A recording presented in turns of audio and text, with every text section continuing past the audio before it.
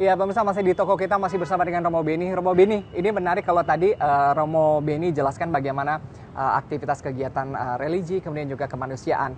Romo juga aktif menulis di berbagai media, begitu ya, bahkan blog juga terkait dengan etika politik sendiri.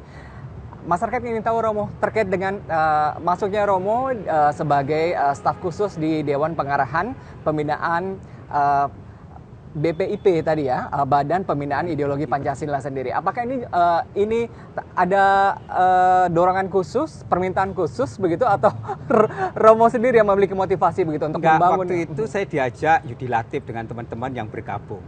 Sebelumnya sudah lama kami memang sejak awal bersama-sama Prengki penyanyi seniman itu, waktu itu mempopulerkan lagu Pancasila. Waktu itu ada keprihatinan setelah reformasi itu kan carut marut kan.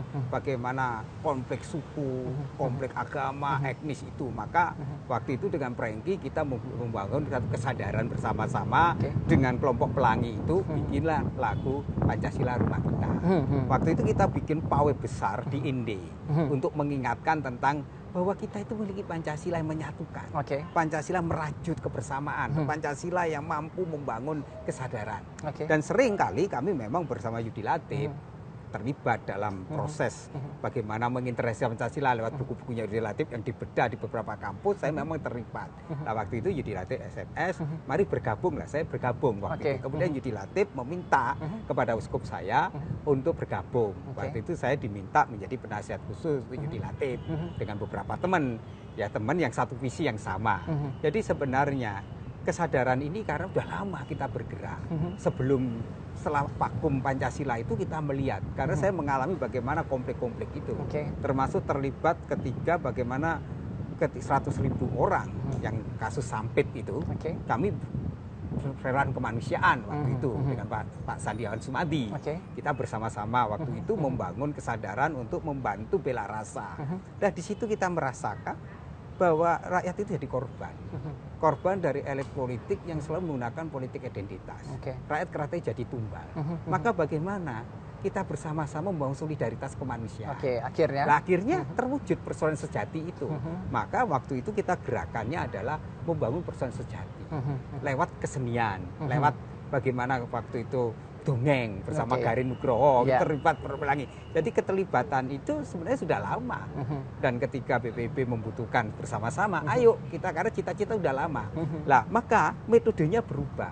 Kalau dulu awal Orde Baru itu kan lebih doktrinal. Sekarang bagaimana pendekatannya adalah Pancasila dalam generasi milenial ini menyentuh. Sehingga waktu itu kita bikin 72 ikon prestasi. Semakin Pancasila semakin orang berprestasi. Jadi semakin Pancasila itu orang semakin memiliki kontribusi untuk bangsa dan negara.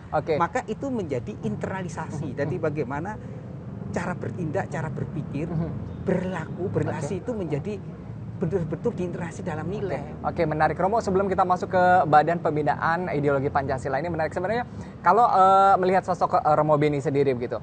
Dari dalam diri Romo sendiri begitu ya, trademarknya apa nih? Apakah pemuka agama, negarawan, budayawan, aktivis kemanusiaan, atau apa begitu? Ya saya itu sebenarnya saya ikuti aja lah. Saya itu tetaplah sebagai seorang saya sebagai Romo Beni aja lah, apapun ya dengan itu. Karena memang saya terlibat banyak dalam proses kebudayaan, banyak puisi yang saya hasilkan juga. Tetapi saya lebih memilih apa yang dikatakan Romangun, ya saya itu menjadi pegiat kemanusiaan aja. Menarik. Romo, ini kita nanti akan masuk ke BPIP, tapi ini kita saat ini kita sedang berada di Gereja Katedral, tepatnya ini di belakang Taman Pancasila juga ya. Ada pesan-pesan apa sih Romo yang ingin disampaikan di Taman Pancasila ini? Ya memang Gereja Katolik khususnya Keuskupan Agung Jakarta itu memang membuat tahun khusus mengenai Pancasila. Sudah berjalan. Jadi tahun ketiga ini tahun persatuan misalnya. Jadi tema-tema Pancasila itu menjadi arus utama semua komunitas Gereja Katolik yang ada di katedral. Dan lama surat Gembala itu menyinggung pentingnya Pancasila sebagai alat pemersatu bangsa. Jadi sudah dalam konferensi wali gereja, Pancasila menjadi gerakan. Gerakan yang diumatkan, diinternalisasikan dalam perilaku. Sehingga nilai-nilai sila pertama, kedua, ketiga sekarang tahun persatuan itu dijadikan sebuah kegiatan yang menyatukan. Maka Gereja Katolik ingin mewujudkan Pancasila itu menjadi gerakan keumatan. Dan ini sudah lama, sejarah sejak lama. Sejak Monsinyur Sugio Pranoto sudah mengatakan itu. Menarik Romo. Kalau tadi ini seiring begitu ya, paralel dengan kegiatan keagamaan gitu ya. Ini juga Romo aktif di BPIP. Badan Pembinaan Ideologi Pancasila sendiri. 73 tahun Indonesia merdeka. Mungkin ini menjadi pertanyaan bagi Anda juga, pemirsa begitu ya. Kenapa perlu dibentuk BPIP? Bukankah tadi Pancasila, Garuda di dadaku gitu ya, sudah menjadi darah daging gitu bagi semua warga negara Indonesia? Ya karena gini, atau implementasinya berkurang atau gimana? Enggak, karena Pak Jokowi melihat pentingnya memperkuat karakter hidup berbangsa.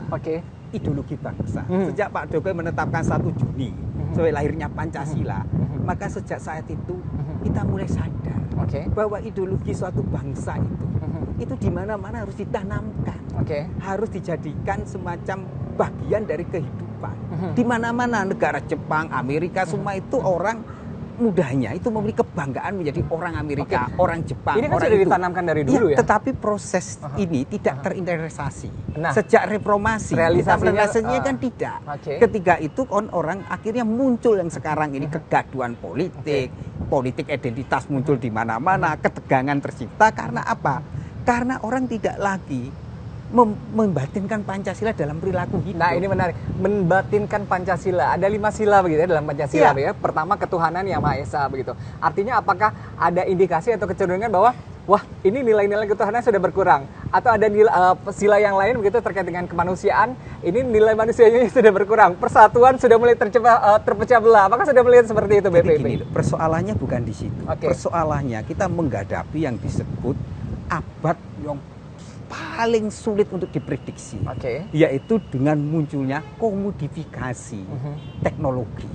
Jadi teknologi ini yang akhirnya mengguncang sebuah tata nilai kehidupan. Muncul sekarang ideologi-ideologi utopis yang menawarkan jalan pintas. Di satu sisi gelombang itu cukup besar. Sekarang lihat aja, kita menghadapi yang hari-hari ini kebohongan, manipulasi pemberitaan, fakta dan data, itu kan mengapa? Dulu memang ada, tapi tidak sedasar ini merusak karakter. Sekarang apa? Ada yang namanya yang disebut teologi tablet itu. Nah, teologi gadget gitu ya. Gadget ini meracuni orang karena apa? Impactnya tidak 1-2 orang, jutaan orang. Lah kalau ini diracuni otaknya, kemudian dipercaya, kan bisa merusak persatuan itu. Maka sekarang tantangan berat bagi kami, Badan Pembinaan Ideologi Pancasila adalah pembangunan karakter bangsa. Jadi Pancasila itu bukan hanya menjadi sekedar sesuatu yang jargon, tapi Pancasila dibatinkan dalam kebijakan, dalam perilaku hidup sehari-hari. Jadi orang itu menjadi apa sih menjadi ciri khas orang Indonesia? Ciri khas orang Indonesia itu kan satu, pertama kemajemukan. Jadi kita itu majemuk. Karena sejak awal kita sudah berbeda suku, agama, identitas, nggak ada masalah kok. Dan itu bisa dibuktikan kalau Anda ke Mojokerto, ketemu Candi Seribu. Nah, Nah, gitu kenapa sekarang masyarakat jadi lebih terkotak-kotak, lebih sensitif? Nanti kita akan lanjutkan di toko kita ya, masih bersama dengan Romo Beni. Jangan kemana-mana, tetap bersama kami.